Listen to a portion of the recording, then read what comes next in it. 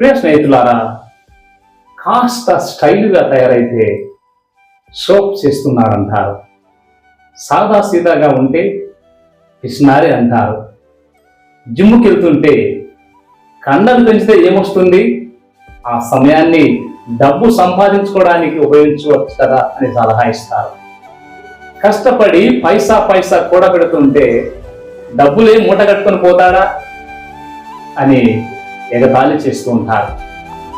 ఆపదలు ఉన్న వారికి నలుగురికి సహాయం చేస్తే నలుగురు మెప్పు కోసం చేస్తున్నారని ఎద్దేవా చేస్తారు. చేయకపోతే రాతి గుండె అని విమర్శిస్తారు. కష్టపడి పైకొస్తే అదృష్టం కలిసి వచ్చిందంటారు. ఓడిపోతే ఏమీ చేతగాడు వాడని వెక్కిరిస్తారు.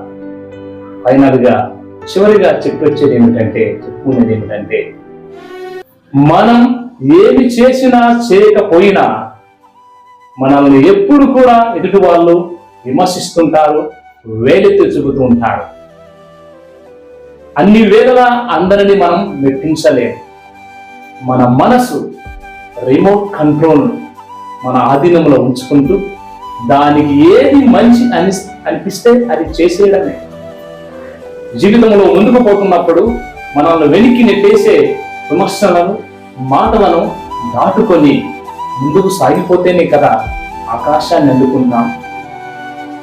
మనం ముందుకు పోతున్న సమయంలో మన విజయానికి అడ్డుపడే ఎదుటివాని విమర్శ, ఎదుటివాని తీర్పు, వాటిని మనం పట్టించుకోకుండా ముందుకు సాగిపోయినప్పుడైతే ఖచ్చితంగా జీవితంలో విజయాన్ని సాధిస్తాం.